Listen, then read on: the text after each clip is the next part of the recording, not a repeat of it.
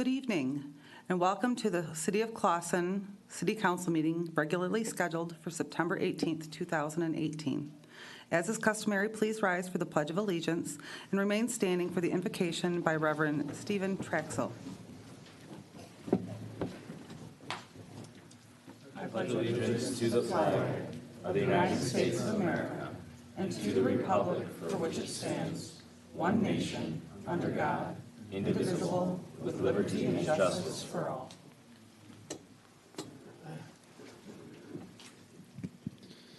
Let us all pray.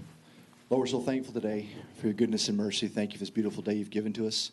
We thank you for the city. We thank you for the people that are part of the city, all the families that are part of it. Lord, we're asking today for your wisdom and your guidance. We're asking for your counsel and your will to be done in this place. Give us peace and tranquility. Give us your help. Bless this city. Bless our future. Bless our children. We thank you for what you've done so far. Touch those that are part of this council. Bless our families. We thank you for it today. In Jesus' name we pray. Amen. Amen. Thank you.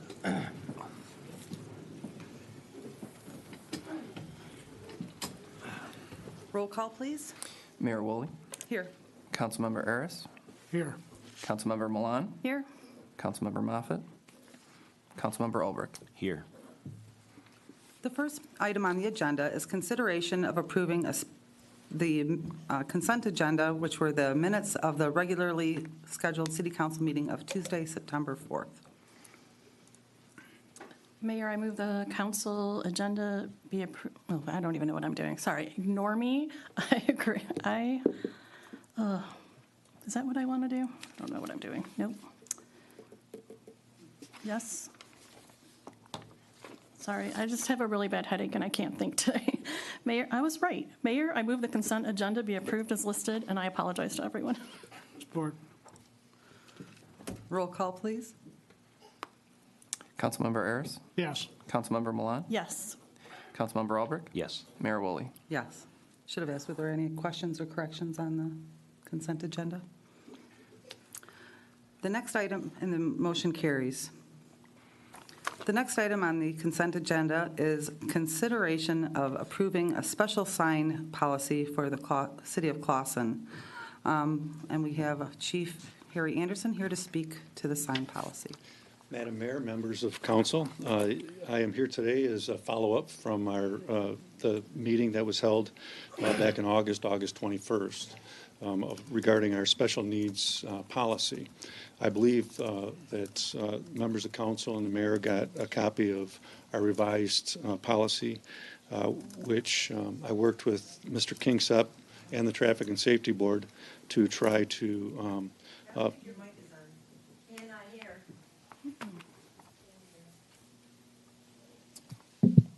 No, it's on. It's on.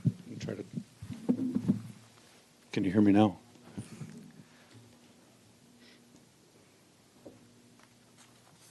Tried it. Okay. Go try it. Okay. Anyhow, we, as you could see in the reports, we developed a rationale. We were trying to make it more explicit in the reasoning, so that it wasn't arbitrary that signs were issued. So we went through and developed a rationale for the signs. We made a review process where we identified it in it that the police department gets the initial application, does a review of the area, sees according to make sure the area is safe for the signs and that they would be appropriate for the area. And then if a field review was complete, it then sets up a hearing process. And the hearing process would first go before the Traffic and Safety Board for review, including all of the data that the resident would fill out in an application. The Traffic and Safety Board reviews it. If they believe it is merited, they would recommend to council that they approve a traffic control order to issue the signs. If the traffic control order is not recommended by the Traffic and Safety Board, the policy also has an appeal, a right to appeal to City Council for it. with the policy was an application, and we worked on trying to make the application as detailed as possible. And it also included an acknowledgement to the resident that the medical information that would be requested to justify the sign could possibly be subject to a FOIA request by the city, because it would then become public information. They'd have to sign off on it, and we'd move forward and start reviewing requests for signs. If you have any other questions, I can try to answer them for you.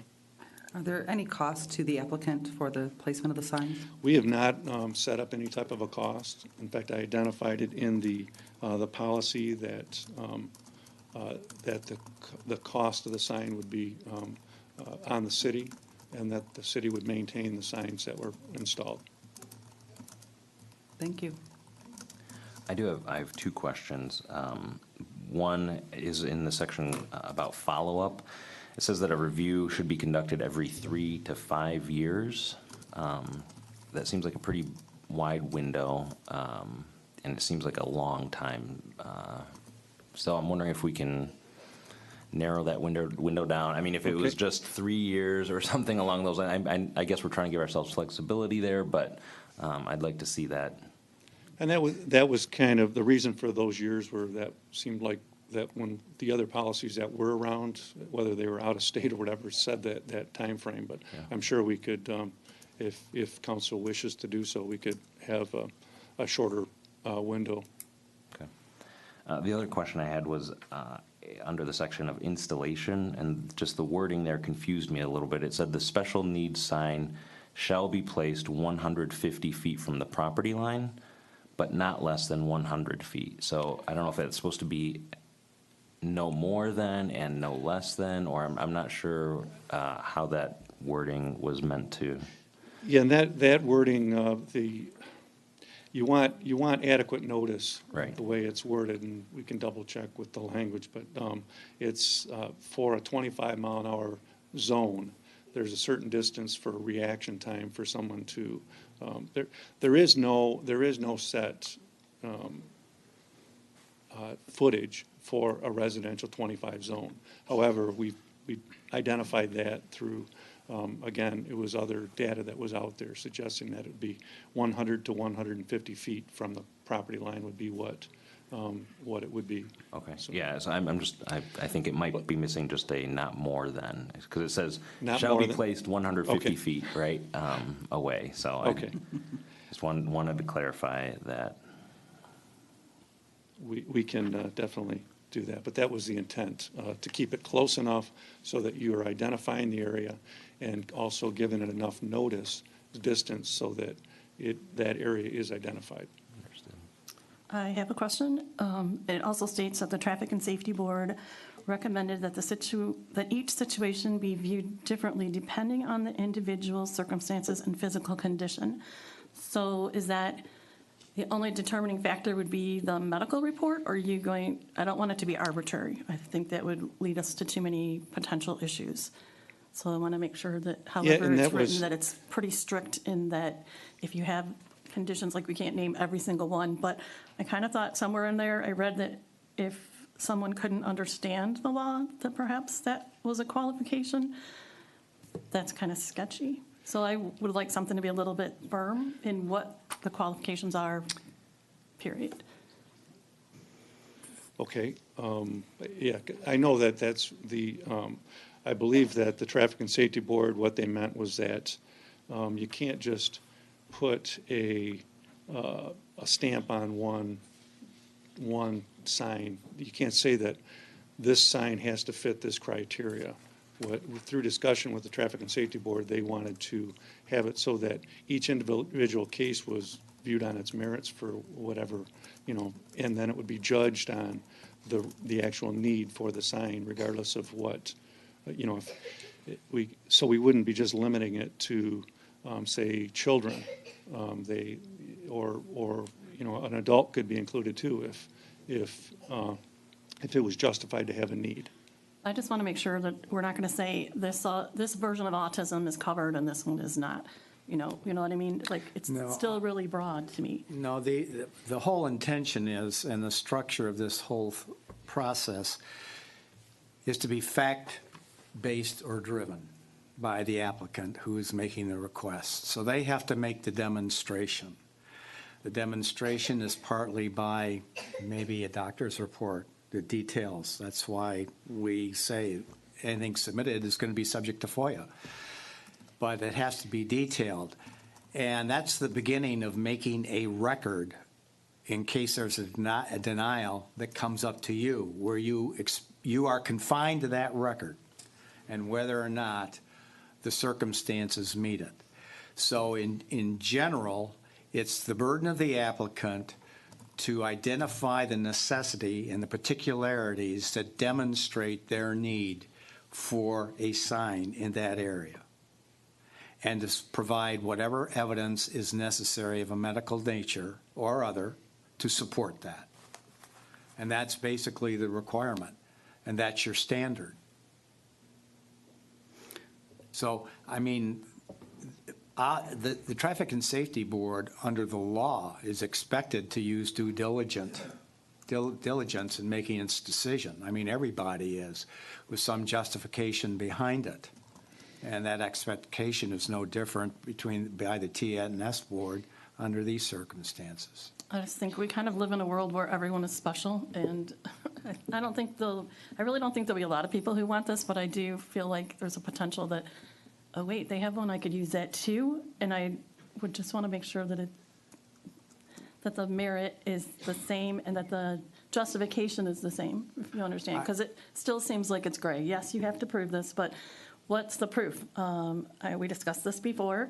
You can get a special need pet by going online and paying $150 to someone who gives you a doctor's note and says you have stress and you need a support animal. So same thing could be done here. We all have people who have doctor friends who are going to say, oh yeah, you need this. And I agree with you you don't on know that. what the use is until we open it up and see what the use is.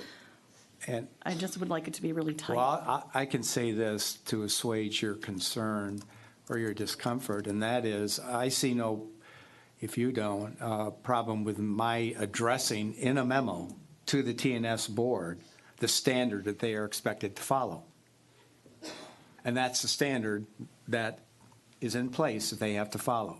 And if they don't follow it, then you will know that, and you'll be able to take the appropriate action. I would like us to include, if one of the individuals that requested one of those signs moves and leaves the city, that they notify the city as part of their moving process so that it can be removed if it's no longer pertinent in the neighborhood. And that could be accomplished too with the follow-up. That could be part of that, that Councilman Albrecht was talking about, tightening that up a little bit also. So who's responsible for the follow-up? Well, that would be the police department that would be doing that. It's going to be a file that's going to be there that's going to be set up. I haven't started it yet, but that the idea is that it would be in the police department, and they would assign somebody to make sure that it's at 1 year, 2 year, whatever, you do a review of it. Okay. You know, we've been going through this for a long time with the signs. I mean, how many years we've been at it? 25 years with all this stuff.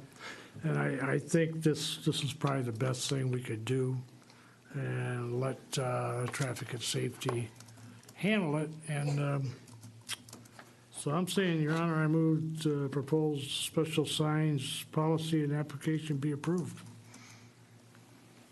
Support. Roll call, please. Councilmember Milan? Yes. Councilmember Albrecht? Yes. Mayor Woolley? Yes. Councilmember Ayers? Yes. And the motion carries unanimously. Thank you for your time. Thanks, Chief. The next item on the agenda is consideration of approving a declaration of accelerated forfeiture of abandoned property resolution for the city of Clawson. This request was made by the Oakland County Treasurer to assist him in resolving vacant and eyesore properties. Madam Mayor, I move that the declaration of accelerated forfeiture of abandoned property resolution for the city of Clawson be approved and forwarded to Oakland County and the state of Michigan. Support. Were there any additional questions on that? I have a question. How many forfeited properties do we often see? Well, I can't tell you the number. I can tell you that over the years, maybe one or two a year. And when the foreclosure comes into play, if the taxes aren't paid, we turn it over to the county pays us, and then goes after the balance on the foreclosure. We just went through that, are going through that now, where the Bauman property, we had done work on that in demolition. We filed the costs against it. There was a foreclosure sale. The property was purchased by a neighbor. We were informed there was a surplus proceeds, and we had to go through a more complex process of filing an unusual action with the county and the circuit court, where the money's paid over on our claim to the circuit court. We file the lawsuit, we get an order, and then the circuit court clerk's office pays us the balance. And that's an instance where the person who owned it died. There was a surplus. It's unknown who the surplus will go to, because I don't know if she had any heirs. But our liens were noted, and so the Sheriff's Department notified us of that, and we went through the process. So that's where we are now. But we do get our money if we put money into a demolition. Okay. Roll call, please. Councilmember Albrecht, Yes. Mayor Woolley, Yes, Councilmember Ayers, Yes. Councilmember Milan. Yes. and the motion carries unanimously. The next item on the agenda is the consideration of a resolution that approves the concurrence form regarding the request for declaratory ruling filed by GLWA, DWSD, and the Oakland County Water Resource Commissioner. Mr. Kingsup, would you like to speak to this? I can say that basically I received and read a 98-page petition that's being filed on this matter because the new rules passed by the DEQ are so onerous and burdensome, let alone expensive to adopt and incorporate, that a number of communities are taking the position through the GLWA, Great Lakes Water Authority, to contest that ruling by way of a declaratory petition filing administratively. I suspect that it will be a lengthy process. It is most certainly an expensive process. I assume that if the GLW does not prevail, there will be a court action going further to get what they perceive as an order that is just burdensome, onerous, and makes more expense in the service of water. I mean, lead is an important problem, and there are measures that are being implemented to take and cure those problems. But the DEQ method is one that's sort of a blast across the bow, hoping that they'll hit everyone, and we have to do it. So I think the suit is meritorious because it's geared toward a rule of reason, not a denial that improvements have to be made. It's the rationale that let's be prudent about the implementation of them and the time frame in which they're adopted. That's it, period. So the suit is a good suit. And I think all the communities who are members of GLWA are in favor of this. Thank you. Madam Mayor, I move that the concurrence form regarding the request for declaratory ruling filed by GLWA, DWSD, and the Oakland County Water Resources Commissioner be approved. Support. Were there any additional questions in regard to that? John, is this part of the 100-year reign we had? No. Had nothing to do with that? No, nothing. Okay, No relationship. okay. Well, I know they're trying to get out of a lot of stuff out there. I know you weren't saying 100, it was 300 Well, whatever it was. year. Okay, Here for 300 of them, so he doesn't remember. 100, 300. If there are no other questions, roll call, please. Mayor Woolley, Yes, Councilmember Ayers, Yes. Councilmember Milan, Yes. Councilmember Albrecht. Yes. And the motion carries unanimously. The next item on the agenda is the discussion regarding barnyard animals, specifically in this case, chickens.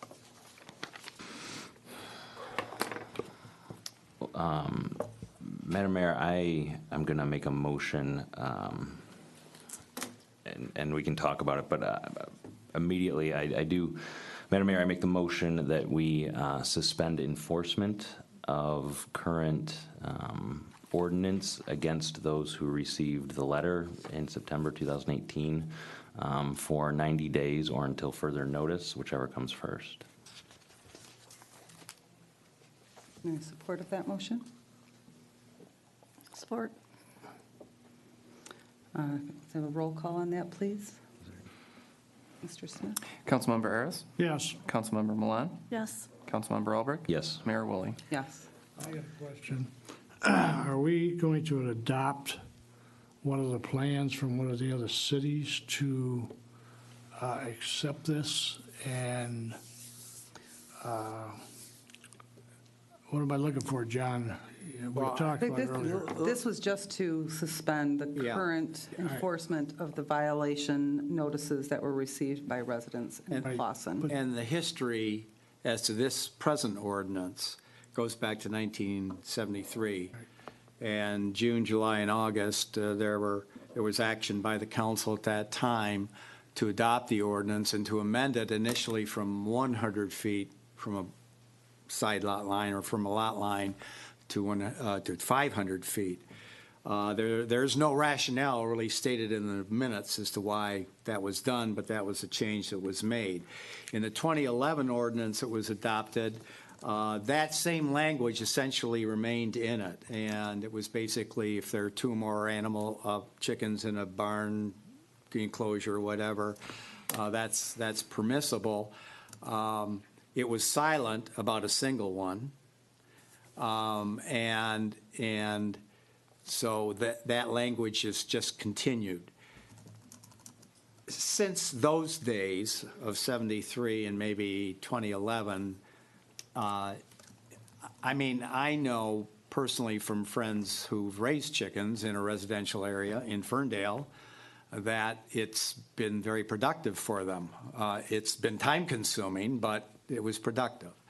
And I've also read some articles where there are situations where these are now pets as well. The point being that when we adopted the ordinances, we were talking about barnyard animals. Now you're in a residential area. You're in no barnyards here. And you have a different viewpoint regarding animals, or the perception is that that exists. And so the question becomes one of whether council is in the position to hear the public and determine whether the ordinance should become contemporary, modified, remain the same, or significantly altered. And I assume with a number of people here tonight who are obviously waiting to hear the city attorney's report, that you're going to have a lot of colloquy coming forward on this issue. Did we do a roll call in regard to that? Yes. Okay, so that motion carried, and so the enforcement of the particular letters has been suspended 90 days or until further notice. I would like to make a motion and allow for the public discussion to happen during this time, if that will be, and suspend our Robert's rules where it's at the end, if that is agreeable to those on council. Support. Roll call, please. Councilmember Milan, Yes. Councilmember Albrecht, Yes. Mayor Woolley, Yes. Councilmember Aris. Yes, The motion carries. The floor is open for public discussion. We're going to limit each individual to 3 minutes so that everybody can get an opportunity to speak that would like to.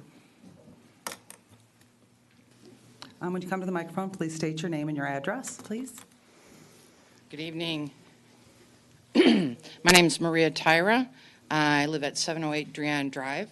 I am a lifelong resident of the city of Clawson, born and raised.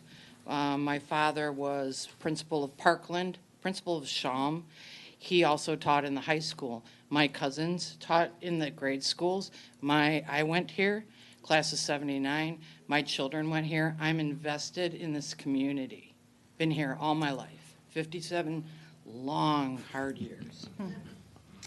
I'm going to be reading my own statement, followed by Jennifer Moat's statement, who she was unable to be here tonight because she had work obligations. I am one of the 4, as is she, who were served the notice, which you suspended. Thank you for the moment. So I received the notice, and it stated that since 2017, there have been inspections of my yard.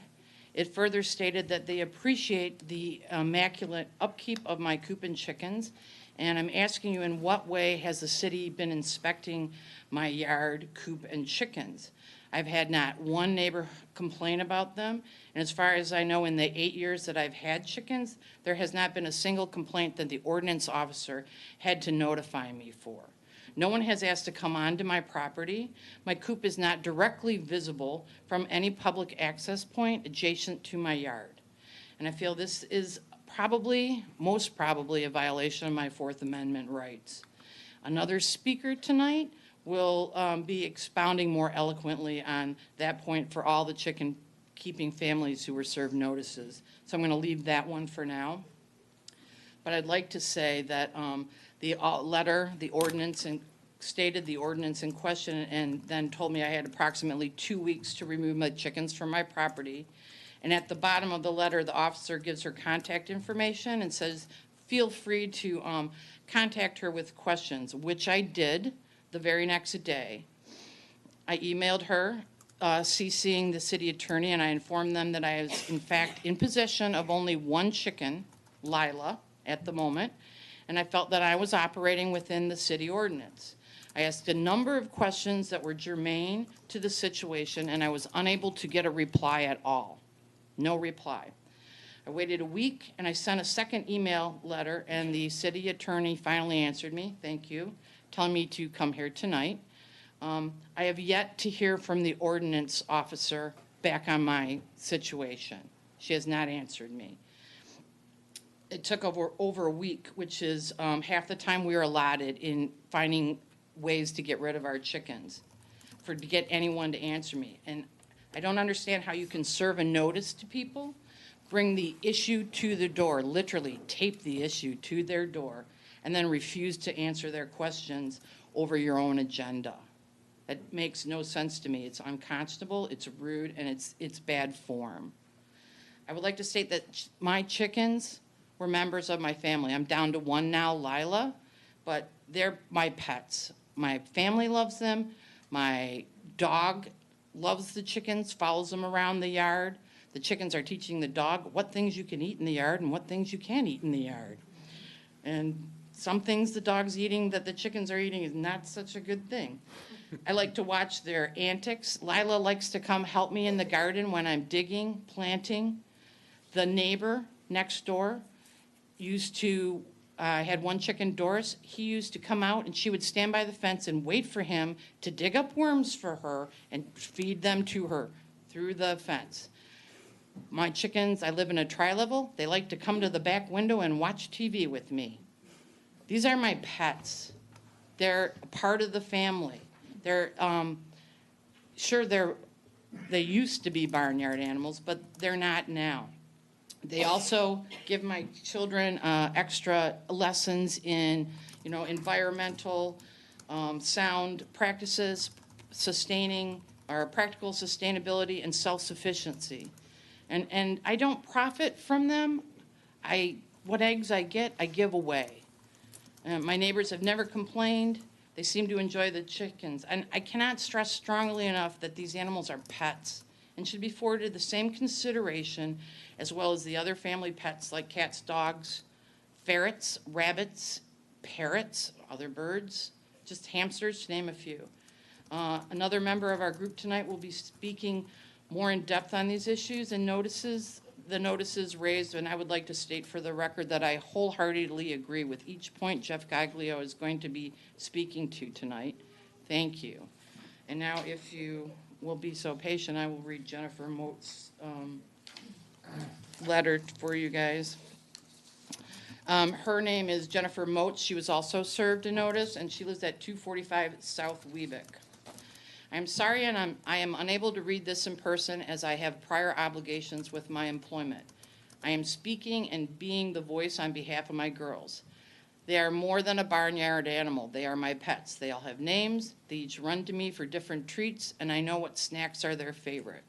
4 years ago, when I entertained the thought of having chickens, I called and spoke to the city code enforcer to find out if this thought I was having was okay. I was given the absolutely they are fine as long as they are kept to clean standards. The Humane Society would not let me rescue a chicken before checking with the city of Clawson first to make sure chickens were allowed. Funny thing, Clawson is on the list that allows chickens. Not to mention the current ordinance does not bar chickens. All the current ordinance states is that they need to have their own home, which mine do. Hearing this has not only excited me, but excited my 5-year-old son at the time. So with tons of excitement, we went for it. My son, along with the other neighbor children, love to look after the girls. The kids enjoy holding them, petting them, and feeding them treats. Not only is it a fun experience for the children, they are also learning responsibility. My son is not only learning responsibilities of taking care of animals, he is also learning how to help people in need. We give eggs to a few Kenwood families that are having a hard time with money. I would hate to see anyone go without food, so if I can donate my healthy eggs, I will. My son, myself, and the other neighborhood kids love collecting eggs and spending time with the girls. Our favorite thing to do is shoot marshmallows out of a marshmallow gun and watch the girls run after them. Have you ever seen a chicken run? It's the cutest thing. Furthermore, I would like to address the statements that chickens are causing rats. If proper research was done by the individuals making this statement, they would read that chickens attack rats. The things that attract rats the most are garbage, dog feces, and left out food. Also, the man behind me put up a fence that has about a 1-foot gap in between my fence and his. The garbage that gets trapped between a wrongfully put up fence also attracts rats. Not to mention I live on South Weebick behind the shopping center, and a shopping center that houses 4 dumpsters in which the lids are very rarely properly closed. Let's all just be real honest with everyone. They are rats, and whether I have chickens or not, the rats will remain.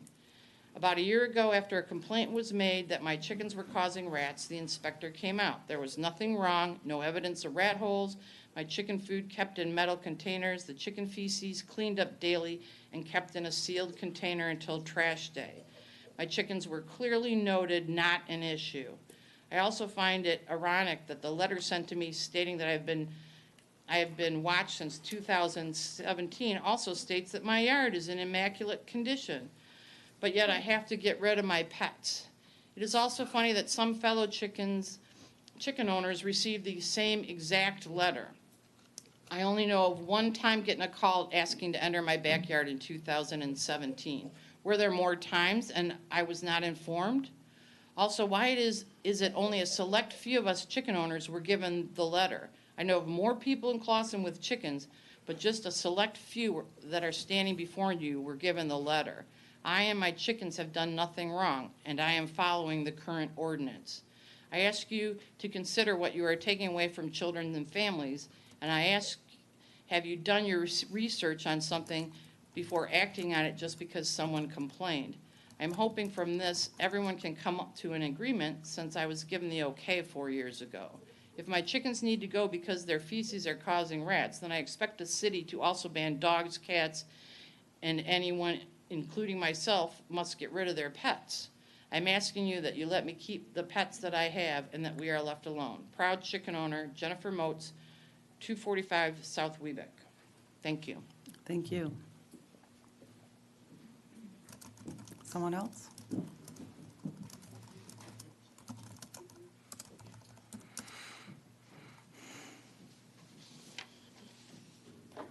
Joy Wallman, 89 West Elmwood. And I'm going to get emotional.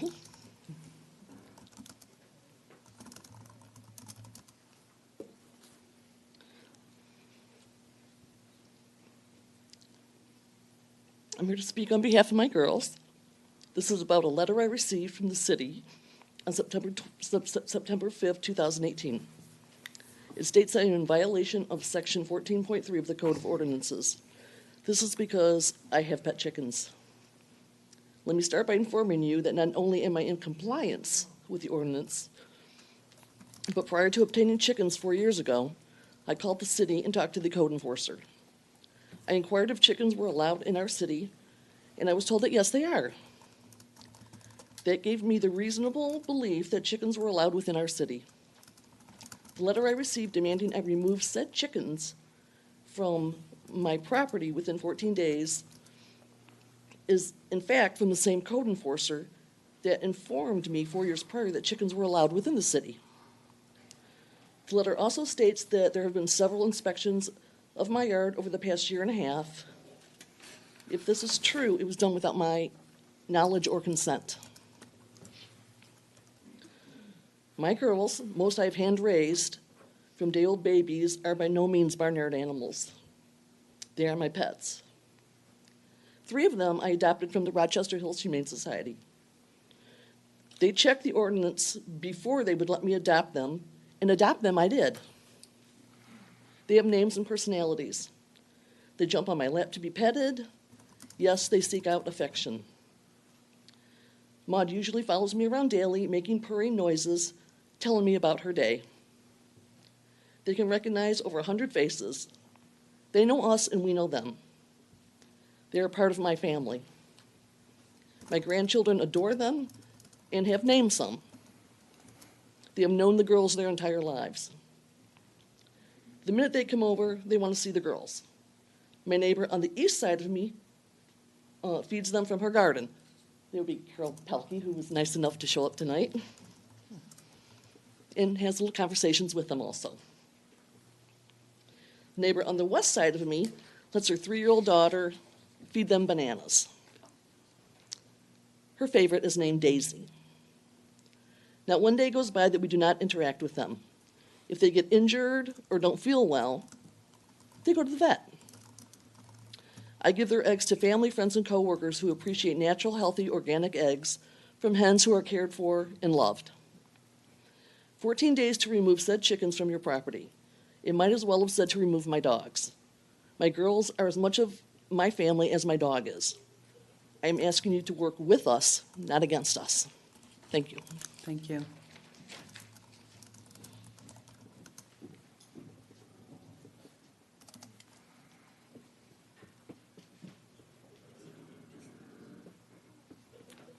Anyone else?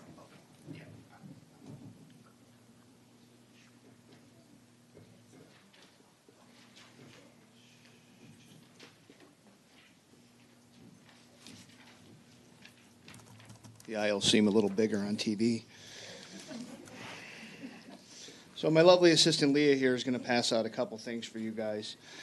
My name is Jeff Gaglio. I live at 1215 Kenilworth Place. I have been in contact with you guys. I have been in contact with Miss Moffett repeatedly. A couple of things that I want to hit on is, so we all got these letters, and immediately we were pretty outraged. We were pretty angry. We were pretty upset. We were pretty angry. One of the biggest problems we have is a lot of them spoke about the Fourth Amendment violation. Code enforcement officers can't legally just come into your property. Somebody has to make a complaint. Both my neighbors denied ever making a complaint. The lot behind me is private property. You know, the code enforcement officer then went on to tell me how she viewed my backyard from Google Maps, and that gave her the right to come in. And then when I told her that I didn't agree with that, she threatened to bring the police with her. Thank you, dear. So, needless to say, we're a little angry about our Fourth Amendment rights being violated. I want to sit here and take some time to speak on the ordinance as it's written. The biggest problem we have is we were ordered to remove our animals from the city, from our property. The city ordinance does not outlaw chickens. Nowhere in your city ordinance does it state that it is unlawful to own the chicken. It defines a poultry yard, and it speaks on how you have to have the poultry yard in your backyard. It even goes on, we focused on 2 paragraphs of the ordinance that the code enforcer put in the letter. There's 2 additional paragraphs to the ordinance, and they go on to detail how you're supposed to keep your poultry yard. If you're not allowed to keep fowl, why would you need to know how to keep your poultry yard? It's kind of common sense. The ordinance as it's written does not abide by due process. It's unenforceable. There's nowhere in the city of Clawson where I have 500 feet, nowhere, where I have 500 feet from my neighbor's lot line. That is an unfair, unconstitutional ordinance. You know, one of the things also that the cities they're obligated to do is you have to have due process. You can't just serve me and tell me I have 14 days to get rid of my chickens. You have to give me the opportunity to plead my case, not at a city council meeting, but in front of a magistrate or a judge. So, you know, again, we have a huge problem with how this was handled from day one. We have a huge problem with the ordinance as it's written. So what we've decided to do is, instead of being problematic and causing chaos, you know, you see that we've come together. We've reached out. We've made new friends over the last 2 weeks. This has actually brought people together in this community. We've bonded together over these animals that are our pets. So what we decided to do, taking Ms. Moffitt's direction, is instead of coming in here and rattling our fists and trying to, you know, cuss everybody out, we sat down and we want to help you guys. We started working on an ordinance.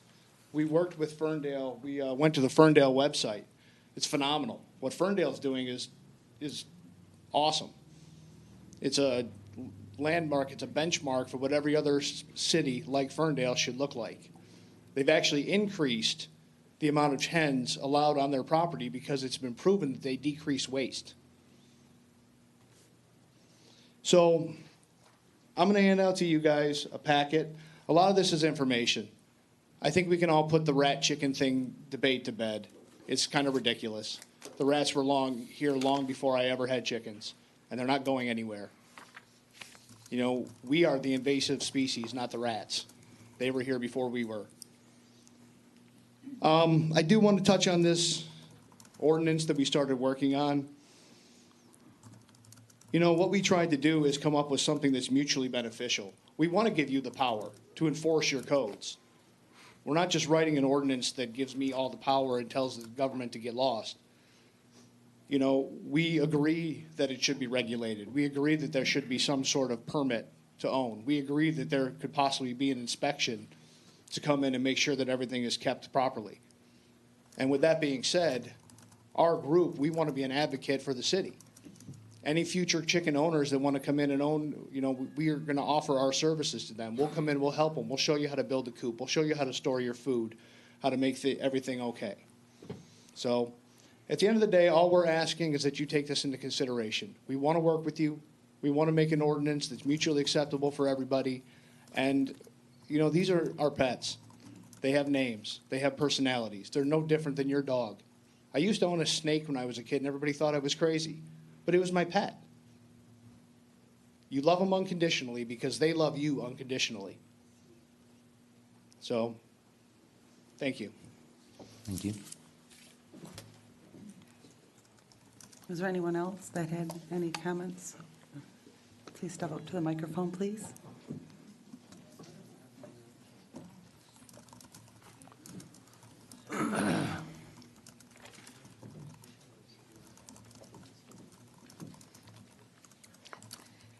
Hi, my name is Joelle Neal. I live at 111 Maple Grove Drive in Clawson. I've lived there since 2004. It's a condo, so I don't have any chickens, but I like them. As I said, my name is Joelle Neal, and I've lived in Clawson since 2004. I'm going to apologize in advance. I'm an absolutely notorious bad public speaker, and I'm probably just going to stick to reading off this document. I believe we need to address any and all chicken-related issues in a manner respectful of all parties, their beliefs, and their rights as citizens of the City of Clawson, State of Michigan, and the United States of America, and do so in a way that is productive, forward-looking, and not centered on the rehashing of past mistakes, grievances, etc. However, let me quickly state, and I believe all parties can agree that, in the past, there were breakdowns in communication, and that the city did not always act in a way which was responsible, consistent, or that adheres to our motto of being the little city with the big heart. And I think we can agree that in the past, chickens may have been considered almost strictly country living farm animals and not inhabitants of a suburban city or pets.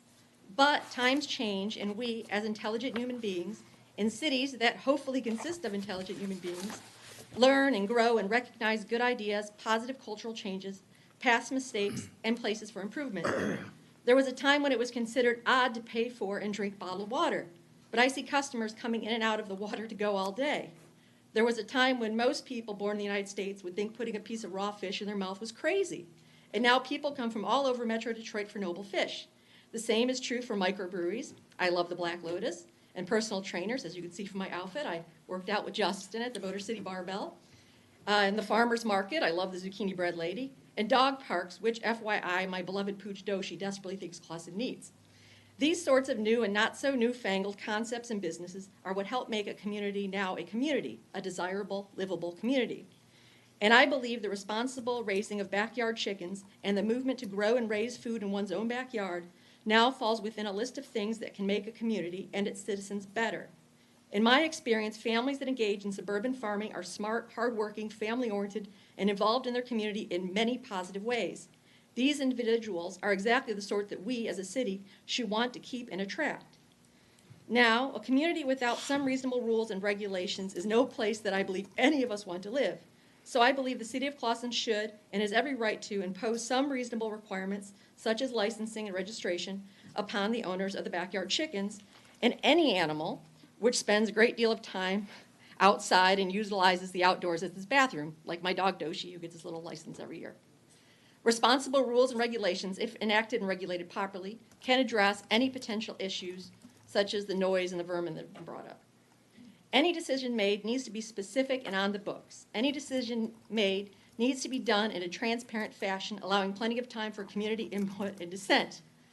Lord knows we don't want the protesters like what's going on over at 14 in Campbell right now in Royal Oak. In conclusion, I believe code enforcers should take no further action against current chicken-owning residents until the issue is completely resolved and the city staff drafts a pro-chicken ordinance that would relieve all concerns and allow these pets, their pets, and the good citizens of Clawson who own them to continue to live and grow and be positive parts of Clawson. Cluck yeah. Thank you very much. Is there anyone else?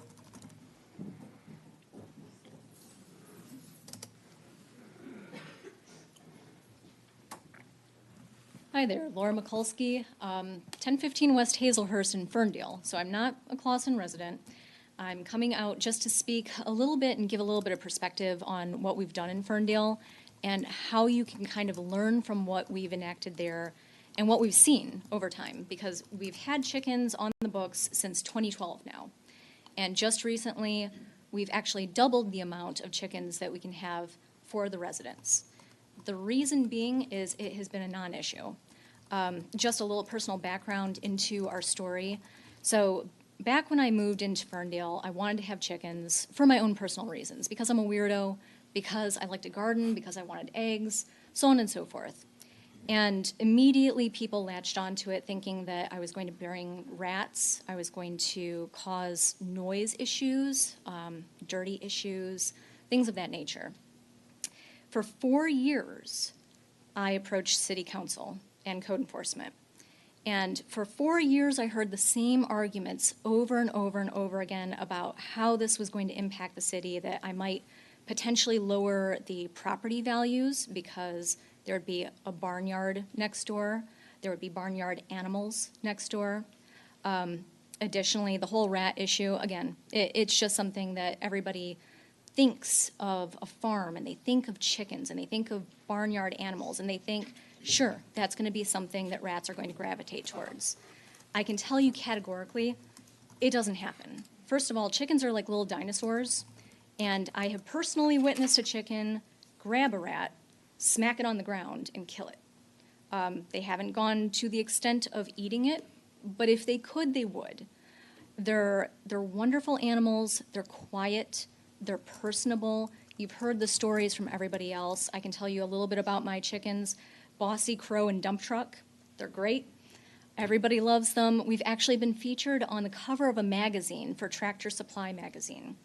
My chickens have gotten coverage, God only knows how many places now. And they've been wonderful additions to my backyard and to my personal gardening sort of regimen.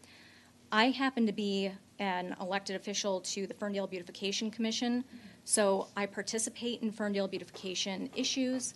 I talk about things like maintaining a healthy environment, a healthy yard, maintaining a beautiful yard, being a part of a community that really wants to look its best, be its best, and attract and retain good residents. So because of the chickens, because of all of this, I've been involved in all of this. And I've been involved in other cities and their ordinances as well. Berkeley recently passed a chicken ordinance. I was part of that discussion because they wanted people to weigh in on it and sort of give that perspective of what to expect when you have chickens in a residential area. Madison Heights, Royal Oak, Troy, and now even Warren. So if Warren is coming on board with all of their litany of issues that they have and the fact that they think that they have a massive rat problem, which they don't, if they're coming on board, it seems to me that it would be very easy to look at this issue and say, this is probably not going to bring in anything detrimental to the city of Clawson. Additionally, if you are looking at the ordinance, again, to give you a little bit of perspective as to why it was such an issue in Ferndale, back when I was approaching the city, there was the old ordinance stated that chickens and chicken coops had to be 150 feet from any building or a part of a building. So I'm a data nerd. I just went and got all the plat maps for the city just to figure out, is this something that is possible within the city? 2 houses in the entire city. Average lot size was 40 by 110. So given that, my reapproach to the city back in 2010 was to include a newsletter from the MSU Poultry Extension that recommends poultry facilities be 5 to 10 feet from any property line and or 10 to 20 feet from neighboring residences. That is much more reasonable. It's much more actionable.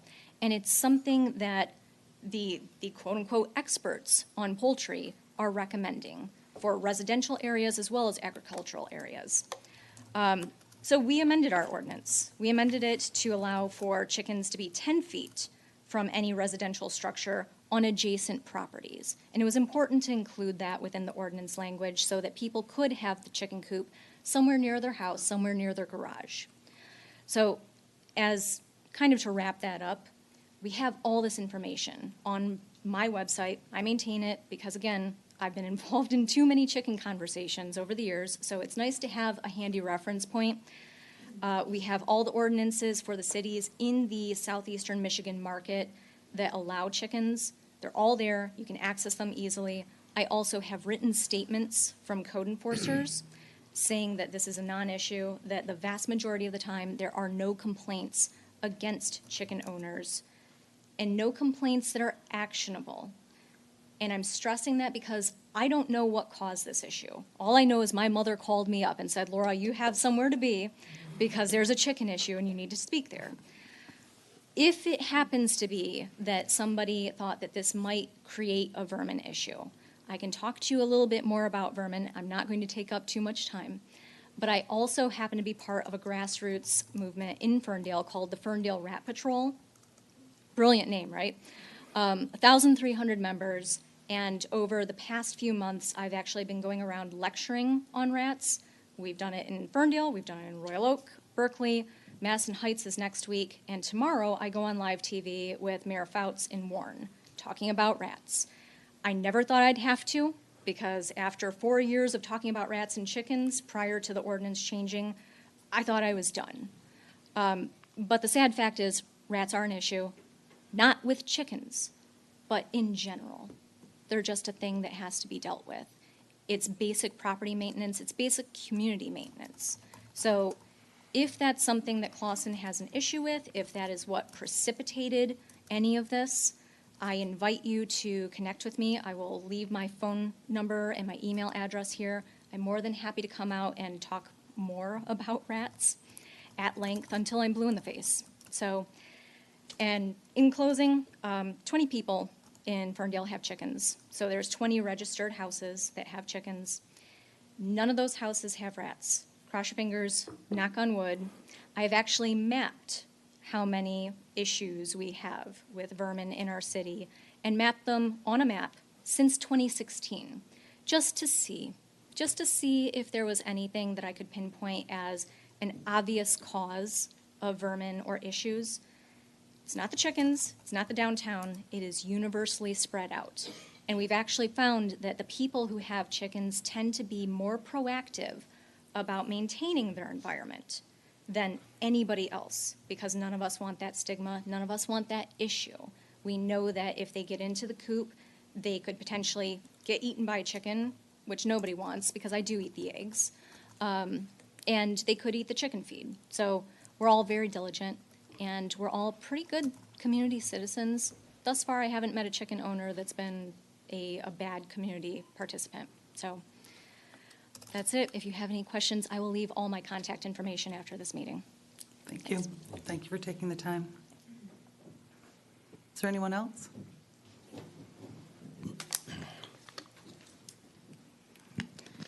Good evening, Council. My name is Alyssa Sullivan. I live at 23313 Hoover Avenue. I'm an elected official in Hazel Park. We do have chickens. Our actual ordinance has been on the books since 1943. We did update it in 2008 and then again in 2017 to allow more chickens in the city. We currently have about 10 registered. Ours is permitted. We have had 0 complaints since 1943. 0. We do have rats. They are not, in my opinion, or in any of the expert opinion that I've been able to access, correlated in any way. I have met Laura through this experience with rats in my city and chickens, and we are hoping to bring her information to my city and to help people be more proactive in preventing rats. I also come here as a dog trainer and would like to personally tell you some of the affinity that I have for chickens, because they are incredibly affiliative. They are super social. They are absolutely trainable, just like dogs. You can do it with a clicker, positive reinforcement. You can train chickens to respond to people. Like another person commented, they do recognize up to 100 faces. They're wonderful pets. They're wonderful community members. And I thank you guys for taking that 90-day kind of hiatus to sort of readdress this. I think that's really a wonderful way to give a bit more thought and ability to really have a better understanding of where you're going. But I would love to offer my opinions and my assistance. My city's ordinance is absolutely available to you, and if you have any questions, I will leave my information as well, because I think this is great for your community, and I think this is a good discussion. So thank you. Thank you. Thank you. Did anyone else want to come up to the microphone and speak?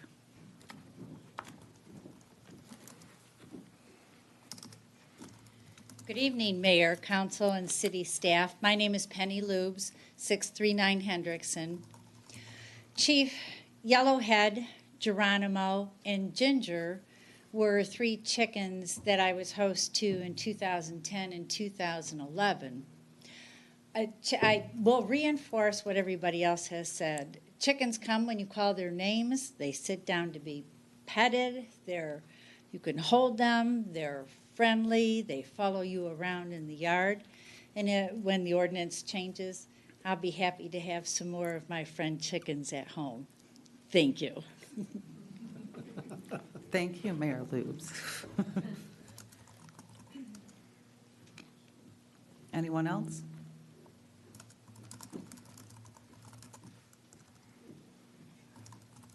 Hi, my name's Kathleen Becker, 459 John M. Avenue. I just wanted to say that I'm in support of having chickens. Thank you. Thank you for coming. If there's no one else, public discussion is now closed. I guess I would just like to share that I'm not speaking for council, I'm speaking for myself. I don't know that I have an opinion either way regarding to have chickens or not have chickens. I think there's a right way to do things and a wrong way to do things, and I've done a lot of research and read all the information that I could get my hands on. So I do understand that we need to address it, and I know as a body we will want to do that. I'd like to propose a community town hall meeting to take the time to educate our community, see if individuals like to come for and against, if there's people that are against, to get their questions answered, and general education of our community and find out where they stand. Does anyone else have any thoughts on that? Let's do it. I learned a lot about chickens tonight, that's for sure. I think we ought to sit down and work on some restrictions and get things situated so we could have these things in the city and everybody be happy. Maybe get an egg or two. You know, I wasn't going to use these jokes. So, I was going to peck away at it on my own, but thanks, Howie. Mike, can you see if you can get something like that scheduled for us? I will. That would be great. Thank you. And also, if we could have Ms. Moffat's email Yes, as please. part I of the would say I would- record. Yes, please. Could you please read that, Am I Mr. read? Consett? All right, this is from Councilperson Moffat, dated September 16th. I again apologize for having to miss the meeting. I wanted to make sure that you all knew where I stood on an important issue on the agenda, since I won't be there to voice my concerns. Regarding the chicken issue, I think the most productive thing to do at the moment is to focus on the way forward. I think we can all agree that some breakdown in the city functioning created the situation in which people have been under the impression for many years that it was okay to raise chickens on their Clawson property. I further understand that whereas chickens were once considered barnyard animals, they have evolved into urban pets, and like growing corn, tomatoes, zucchini once was a farming activity, people now have versions of that in their own backyard also. So, to level this and set the conversation, it would be clear that residents are looking for the ability to continue to raise chickens as pets, pets that contribute to the sustainable living practice of providing fresh eggs for the family, as well as the other benefits associated with pet ownership. We do have rules in the city around dogs, mostly for when they are outside of the house. They have to be licensed, and there's noise restrictions on them barking too long. But beyond that, we don't have regulate any other types of pets. However, that is most likely because most pets do live in the house, and chickens would do the best living outside. For that reason, it is practical to put an ordinance in place that speaks to the safe, non-vermin inviting raising of these pets on private property in the city. There are simple, sound measures that can be taken to ensure the food and waste for these pets don't contribute to any vermin problems, and I think everyone would be willing to prohibit roosters. As a side note, the problem with roosters is that they are not readily identifiable as baby chicks, which is why some people end up with them. The actions I would propose the council take, if I could be at the meeting, would be: 1, instruct the code enforcer to take no further action against the citizens with chickens until the issue is resolved, and 2, direct the city staff to draft a pet chicken permitting ordinance that would allay concerns and allow these pets to continue to be raised in the city. Susan Moffat. Thank you for reminding me that that needed to be read in the record. I just really wanted to thank all of you to be being here and voicing your opinion, and together as a group we will come to the best resolution, and I'm really excited that you're here to be part of the solution, so thanks again. If I could, I'm very happy with the way that everybody seemed to be respectful here this evening. I will say that although everyone here this evening spoke in support of chickens in Clawson, we have heard from the other side of that discussion. So it's not universal support in our city, and maybe some of that's education, maybe some of that's some sort of experience that somebody has had. But it's worth having a further discussion. And I just want to be clear, when I said let's do it, I meant further discussion at town hall. I will say that this discussion has reached kind of a fever pitch and rather rapidly. I regret a little bit the local media and frankly national social media attention that it's garnered. I know the mayor received a call from somebody in Pennsylvania today about this issue. So, we're getting a lot of input, and I don't know if it helps or not, but I would like to have a calm debate discussing the merits and demerits of housing chickens. There might not be any negatives based on what I'm hearing this evening, but I'd like to have that discussion. I don't want this to be city council versus residents, right? We're residents here too, and what frustrates me, and I'll be very frank, is the handling of this situation for years, frankly, or at least the apparent handling of this ordinance by city staff. This is not a recent ordinance, okay? And as Mr. Kingsup alluded to, these ordinances have been on the books for decades, and frankly, that's probably where some of these distances come from. Is the lots in Clawson used to be rather large. It was a farm area, and the fact that distance hasn't been updated since 1973 is. I think the ordinance as it stands now is poorly written. I think it needs to be updated.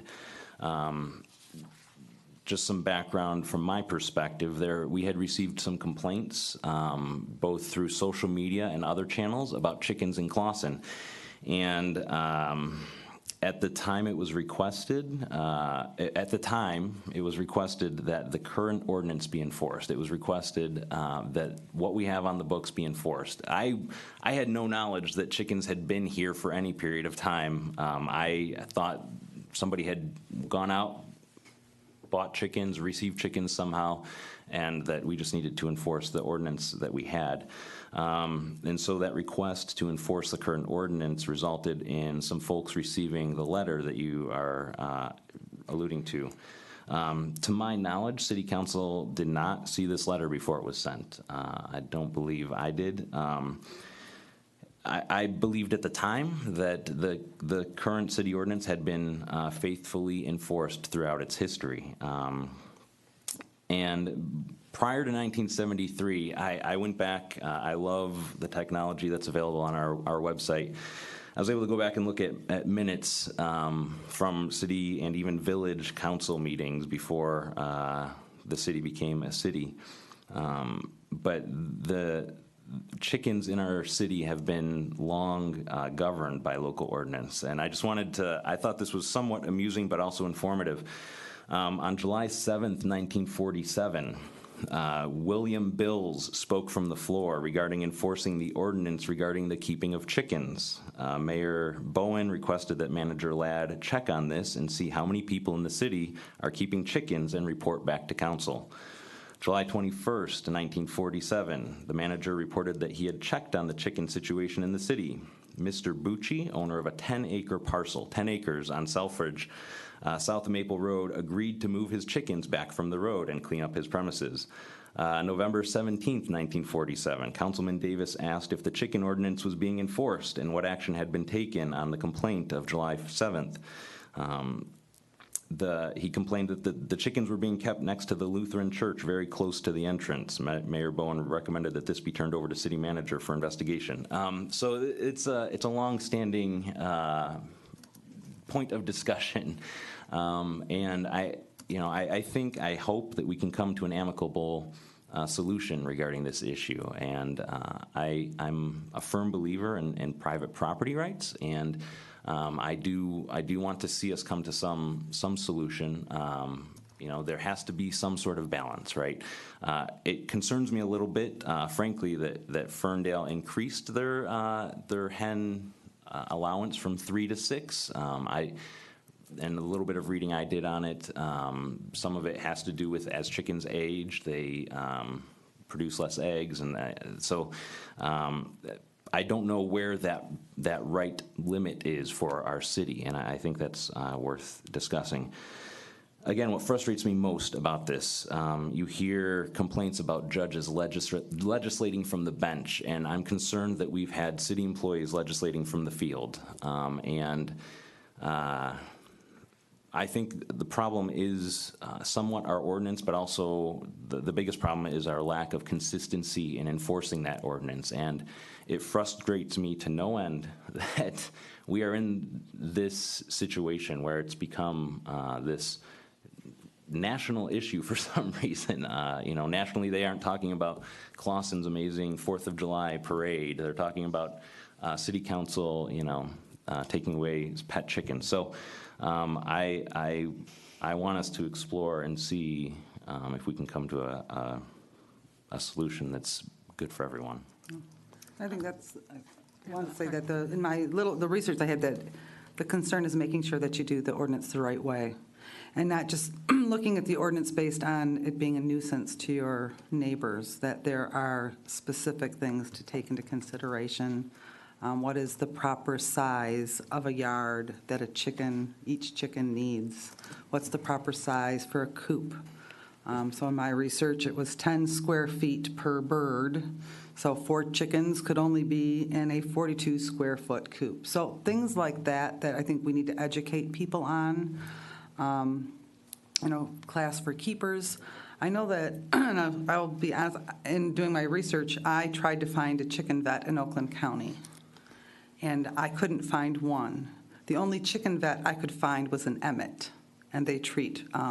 So I'd be really curious on what resources we have for chicken vets specifically. Okay. Okay, thank you very much. That's very helpful. I would also like to say I appreciate also how you all came together and demonstrated your concerns to council respectfully. I read a lot more about chicken than I ever thought I would. The only other time I've read this much about chicken was when I was recipes, right? So different sides, but I've never thought I'd need to know all the things I know about them today. But I would like to say that I'm a little bit disappointed. You guys look like you did one of the playbooks that was online that said how to get chickens introduced into your community. You did absolutely pretty much everything except bring a live chicken in here for us to view and get to know and look at their little face with a name. So good job on that. But I also want to state that I received several emails and calls today from people who are not on the chicken bandwagon. I think we heard repeatedly today that you said chickens are pets, and I think the one difference between a barnyard animal and a pet is the owner. So there, you might have a little bit of struggle from other people who don't see things the way you do, but I think we can all work together nicely to resolve this in a way that will make everyone happy. But the key is to get the administration on board to fall in line with how we do these things and to keep things consistent. And I would like to know how the chicken owners were identified and how many people received letters today. Well, I'm not asking, I'm not expecting you guys to know. I'm assuming someone here would know. Well, I can tell you that Barb had record of 2 property owners, was informed of a 3rd by the building official. I think it was the resident who has 1 chicken. And the 4th was a anonymous tip. And that's all we knew about. I'll admit, like Matt, I'm naive because I didn't know anybody in Clawson had chickens. Well, I knew from a month ago or so that Debbie and I were both contacted from, a mutual friend who was very distraught because there were chickens behind them, I think, and or maybe even a rooster. It was just very problematic. And I know Barb had gone out, left a notice, and that they did remove whatever the creature was. It was removed according to the notice that they gave, and that was resolved. And then this whole thing came up after that. So I don't think anyone acted with ill intent here. I'm a little disturbed that everyone got a form letter. I am always disturbed when people are not contacted and followed up with when they have concerns here. I'd like to know for the future what the process is if someone does have a complaint, and actually what the process is for the for Barb and the enforcement officers. How do they identify a problem? What happens after they go out? Is there some kind of a trail? Is there a process that we can see to follow up on to know that everything is being responded to? I think our number one issue here over and over again is communication or lack thereof, and I am not faulting anyone or blaming them, but it's something we really need to work on as a community. both inside City Hall from this podium and also from the citizens. I think the most problem people have is when they feel disrespected. And when you do not respond to someone within an appropriate period of time, people feel disrespected. And I know City Hall only works 4 days a week. And I know Barb, I think, only has part-time hours. So we're really limiting the amount of time that someone can respond. And I know we are looking for a new code enforcement officer, correct? We have one. Okay, great. So that'll help alleviate some of the problems. And again, not complaining about anyone in particular, but we really need to get this communication thing under control because everyone deserves better. I agree. Okay. Any more discussion? Mr. Kingsup, did you want to add anything in regard to this? No. No, I think it's been Just well- thought I'd give you the opportunity. Well discussed. Okay. Well, this discussion is closed for the time being, and Mr. Smith, please look at an appropriate town hall type date that we can get that on the books. The next item on the agenda is the discussion on a management plan for Renshaw Apartments. All right. Madam Mayor and Council, as you remember, the City Council meeting on August 8th, the motion to move forward with the proposal to let the voters decide on the sale of Renshaw failed.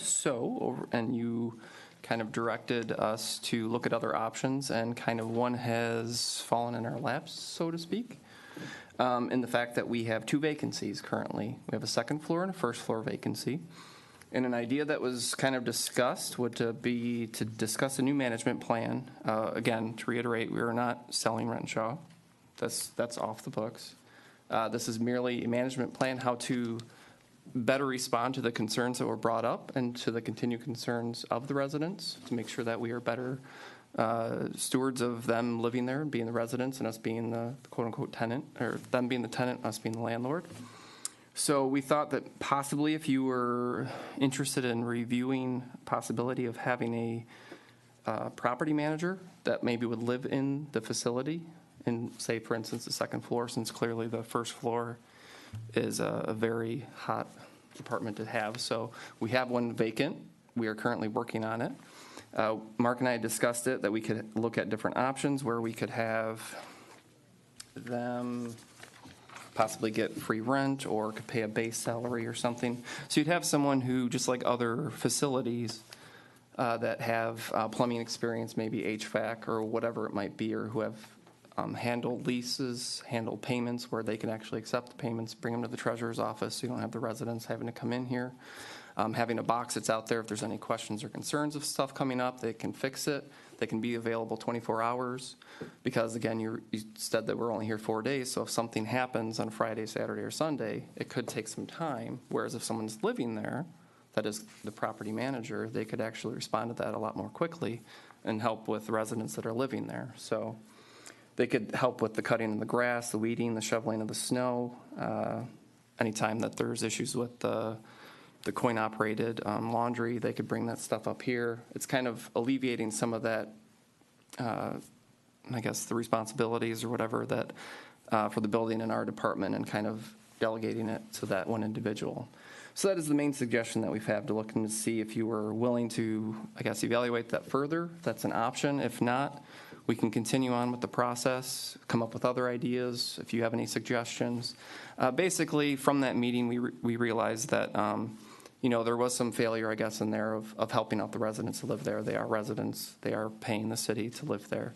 And we want to make sure that all of their concerns are addressed in a timely manner. So this was an option that we thought might be of interest. I think it's a great idea that checks a lot of the boxes and concerns that we had talked about in the past. What about the cost? Sorry. Well, I guess to what level we'd have to really develop, and maybe kind of call some of the other, even I know Joan, I know she could probably tell me, because she runs her own facility as well. See how that we had talked about having free rent, and then if there would be a payment, I guess we'd have to, again, I wanted to bring it up before budget, so it wasn't just at budget. I want to kind of get the ball rolling and see, since we have the vacancy, just to leave it and kind of see, because I mean, we have a list of, I think, 18 residents and about 8 non-residents, but most of them always want the first floor. So that's why I was like, well, the second floor is there. Yeah. Costs we don't quite know yet because it depends on how involved you'd want them. If you want to take away some of those responsibilities that currently DPW does, which is the grass and they even help with filter changes and other things like that, I believe. So it's a lot of discussion, but right now it's merely discussion. If you think that I come up with a report at the next meeting if you're considering. I like the idea. I'd like a numbers evaluation done on that, find out how much, if we had this person do all these things and lived there, what would we need to pay them anything additional? Or would their residence be in lieu of a salary? Maybe there's benefits that we need to couple with that, but I'd like something to be worked up to see what we can do. Anyone else have any other questions or suggestions? I know the residents here as well, so I didn't know if they were. I did want to say that I think it's a great idea. Whoever came up with this, I don't know if it was you or not, but I think it's a great idea. What is the rental rate of a second floor apartment right now? $470 a month. And it includes water. So they tentatively, if they have free rent, that'd be $5,600. Right. That they would just have, for free to stay there. So, and you could talk about a base pay or salary with a max or something or whatever.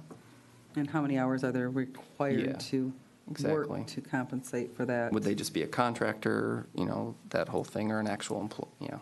That things to look at. Right. Different options. Right.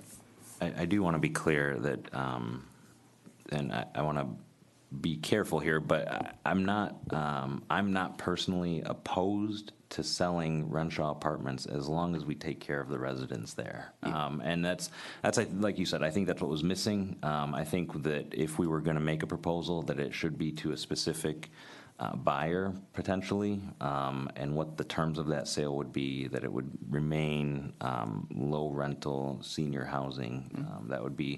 Those would be my conditions at first blush, but and I think that's the reason that the motion died. But I think this is a great idea.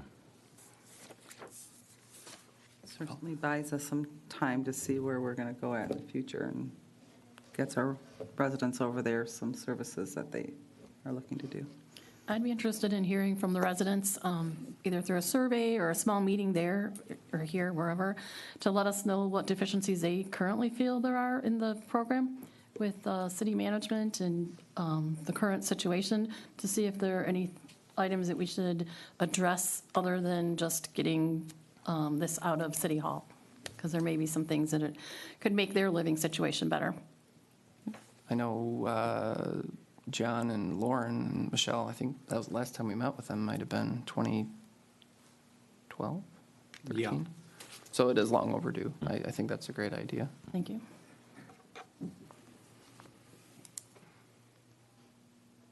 All right. Thank you. Thank you. The next item on the agenda is consideration of paying the bills. Madam Mayor, pay the bills. Support. Are there any questions on the bills or comments? Roll call, please. Councilmember Olbrich? Yes. Mayor Woolley? Yes. Councilmember Aris? Yes. Councilmember Milan? Yes. And the bills are going to get paid by unanimous decision. Next item on the agenda is the city attorney's report. No report, Madam Mayor. Are you sure? Yes, right now I am. Thank you. City manager's report. Just wanted to notify council and residents that our cement contractor, Hartwell, will be back in the city later this week. I believe a lot of residents in the sidewalk area asked them about additional work, driveways, things of that nature, which they did indicate they would be doing, so you may be getting contacted soon for those items, estimates. But they will be here finishing up the patch program, basically, and if they contact you, work out arrangements for them to give you estimates if you're hoping to get a approach or driveway done. That is work that will continue probably well into October and maybe even November, so that's all I have. Thank you. City Clerk's report. Mayor and council, I do have a few other items. I just wanted to keep you up to date. As of today, we have received one RFP for planning services. They are due Thursday. I have been advised by Susie that some of the firms wait till the last minute, so that's what we're hoping. But one as of now. I responded to the large FOIA that all clerks, of course, I spoke at the last meeting for the 2016 ballots. The projected cost associated with responding to the group is $3,600 for, we can only allow the lowest paid employee, which would be Victoria. So I've requested a 50% deposit, and we'll wait and see to see if they pay, but I've been hearing from other clerks across the state that they have paid. So we'll wait to see, and then I've advised them in that, per John's draft memo or letter that we worked on together, that the election comes first, and that this won't be done until December. So I think they've been agreeable to that at all the other cities, so I assume that's what they will be for us as well. We do have a new face in the treasurer's office. Her name is Megan Peel, and she joins us from the city of Mount Morris. She did start Monday. So if you pop in, you'll see a new administrative clerk there. Stacy is very happy to have a new face there helping her out. She has a lot of experience, past deputy treasurer, building clerk, I guess, up at Mount Morris. So she comes down here with some good BSNA experience and accounts payable. So. As well as we have been interviewing applicants for the DPW opening, and we'll hopefully be finishing up that process soon, according to what Doug stated. I just wanted to state that, of course, October 9th is the last day to register to vote for the November election. Please register. You can register here at City Hall. You can register online, mail it in. We always want to advise people that, especially with students, college students that are away, that they can get an absentee ballot. They can request them up till the Saturday, up to the election. Some of them, if they're home at all, they can mail it in. They can email, fax in the application. We'll send it to their college. We always want 100% voter turnout. We're really hoping, we're hearing that's going to be a higher turnout. So get those kids that you know that are away at college, make sure they can vote, just they can vote absentee. And anyone else, of course, as well, if you have that. And with the new, the change that just passed, straight party ticket voting will not be permitted. So that will be a change, will not be an option, sorry. You can still vote however you want if it's straight party, but you have to actually circle in all of that party. It will not be an option on the ballot anymore. So there'll be some more education to voters, because it's been on the books that way for 126 years, I believe, in Michigan. So that will be a new thing that voters will see. AV ballots, we will be hoping to get them, I know this question's come up, hoping for October 3rd or 4th. It depends on testing, but I keep telling people the latest by the 9th due to the holiday. But we're always hoping, always about a month before the election. So, and then finally, just congratulations go out to the following. My deputy, Victoria Mitchell, she attained her 1-year anniversary last week, September 11th. And then we have 3 other employees who hit their 5-year anniversary. We have Stephen Wendell from DPW, John Weingarten from the building department, and Josh Blasek from DPW as well. So congrats to them. So, Thank you very much. Anything else? Any other questions for Mr. Smith? The next item is unfinished business. Any unfinished business? Well, then on to new business. And we are going to have a very busy fall, as always. And I want to remind everybody that this Sunday is the last farmers market, and that is over at City Hall from 9 to 1. City Park. City Park, oh my gosh. In addition, there's the American Red Cross Blood Drive, and that's here at City Hall on Tuesday, October 2nd. And you should go to the www.redcrossblood.org to schedule an appointment, and that is on October 2nd from 1 to 7. The Claws and Paws Pet Fair and Dog Walk is coming up soon, and that is on Saturday, October 6th, over at the Clawson Park. 10 a.m. check-in and the 11 a.m. walk. The entire event will go until 2 p.m. You should go to the Clawson and Clawson, clawsandpaws.com for additional information. That's an event that's sponsored by Clawson's Chamber of Commerce. The following day is the Fall Festival and Car Show up at Clawson City Park again on Sunday, October 2nd, or October 7th. And that there'll be the car show is, let's see, that says it's from 3 p.m. It seems like the car show starts much earlier in the day. And the bonfire at 6:15. There will also be the Taste of Clawson and the second annual Donut Dash 5K. The following week, I believe it is, that there is the Clawson Fire Department open house over, it's Fire Prevention Week from October 7th through the 13th. And please stop by and see all the great equipment that our city fire department has to use to help keep you safe. That is going to be on Sunday, October 14th from noon to 3. Then it's Halloween time. Thought we'd get people in the know so you can be prepared. The Trick or Treasure Time, sponsored by the Downtown Development Authority, is on Saturday, October 27th, and that is an allergy-free event, and that's from noon to 3. That same night is the Great Pumpkin Crawl, sponsored by the Downtown Clawson DDA, and you should go to the downtownclawson.com for additional information. That's on October 27th. The Trick or Treat Trail is the following day, and that's sponsored by Clawson Youth Assistance at the Clawson City Park. If you're interested in being a sponsor, please contact Mayor Lubes, previous Mayor Lubes, at 248-259-6208 for additional sponsorship information.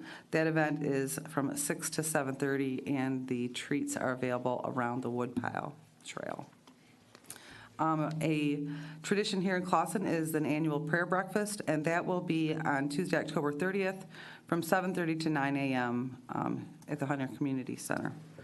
I wanted to mention, there's a few other, it might sound early, but Holiday Beautification Awards will be coming up before you know it, just to start planning on how you might want to decorate your house for the holidays, because those applications will be due December 7th. Is there anything else that anybody else wanted to add? I forgot I have 2 more that I think are important. At the Clawson Library, there's Medicare Made Clear. So there is free information on Medicare information, and that is going to Saturday, October 6th at the library from 10 to 11. And on the other side of the spectrum is a college savings seminar, and that is Saturday, October 13th. Lots of stuff going on, so that's what I have. Anyone else? Okay. Did we have any additional public discussion? Additional public discussion? Floor is open. Please come to the microphone and state your name and address. Is there any new business? That was new business. Good evening, Mayor and Council. Wade Fleming, I'm your Oakland County Commissioner for District 16. Just wanted to give you a brief report, but first of all, just thank you for the way you conduct a meeting. I'm always impressed here. You've got so much going on, but very civil. You had a situation could have been very contentious, but it was handled, your citizens handled it really well. You handled it really well. And I think your follow-through is going to be productive as well. And I think your decision to have a town hall meeting is a really good one. Just a couple of small things from the county. One is, I'm on the Finance Committee. We're just wrapping up the budget. It's going to be about $900 million for Oakland County expenditures this next year, 2019. We're working on a 5-year plan as well, balanced budget. And no increase in the millage rate, which that is good news. Another bit of good news for Clawson, really, and for actually all of Oakland County schools. Earlier this year, I was tasked, well, actually last year it started, with coming up with drinking water fountains for schools, for public schools. And we came up with a budget of $500,000, I wish it was million, $500,000.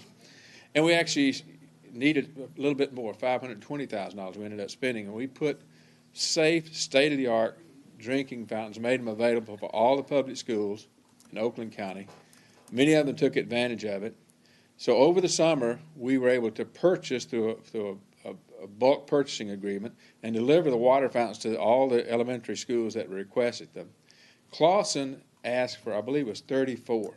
So 34 of these state-of-the-art water fountain, filtered water fountains. So it makes sure they took out the old fountains and put in new ones, and also bottle refilling stations so you don't waste these plastic bottles, and encourage the students to drink more water. But what it does in the old fountains, what we were learning is the water sits there for over an extended period of time, and it can become contaminated. So the first person that hits that water fountain gets contaminated water. And we know in elementary schools, the young minds are the ones that are most, affected by the lead in the water or copper in the water. So what we've done with these water fountains is been able to replace all these in the schools and ensure that our kids, and we're hearing all this about Detroit now, but we were ahead of the game before this news even came out. We suspected it was a problem, so we offered this to the schools. And I am so pleased that so many schools took us up on it. And hopefully we're going to solve a problem before it really got it to be a problem, okay? So I'm glad we could do that from Oakland County. Thank you for your service. Thank you for coming. Thanks, Wade. Wade, we got any money coming for roads or anything? Yeah, we're going to have, I've chaired that local road improvement committee for the last couple of years. We're going to have that again this year. I'm not sure exactly the total amount, but we've always taken advantage of this local road matching, not the tri-party, but a local road matching in addition to the tri-party. So, yep, there'll be some money in the budget for that again, Howard. Okay. Thank Be you. interesting to find out how much. Yeah. Thank you. Thanks. Anyone else?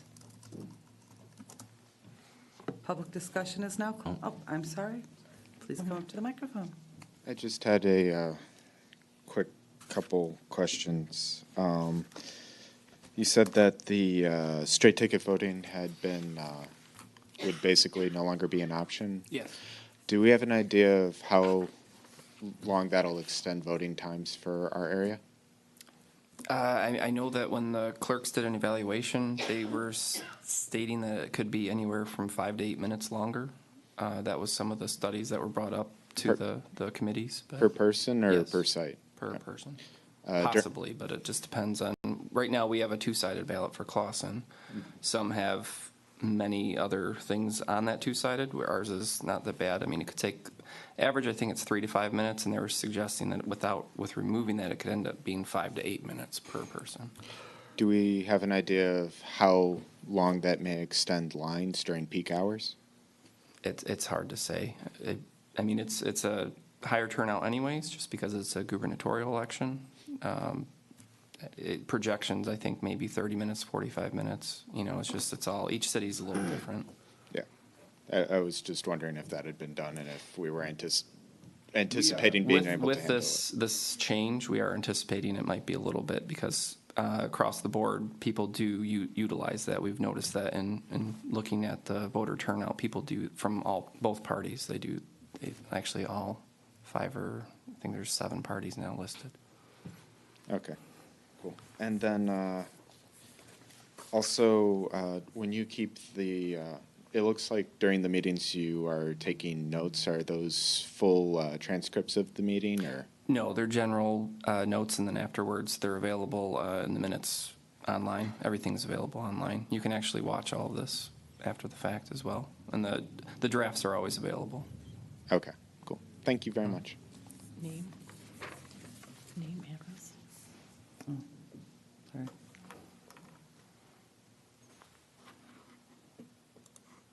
Anything else? Well, the last item on the agenda. Close public discussion. I guess I need to close public discussion before we do that. Madam Mayor, I move that we adjourn. Support. Roll call, please. Mayor Woolley?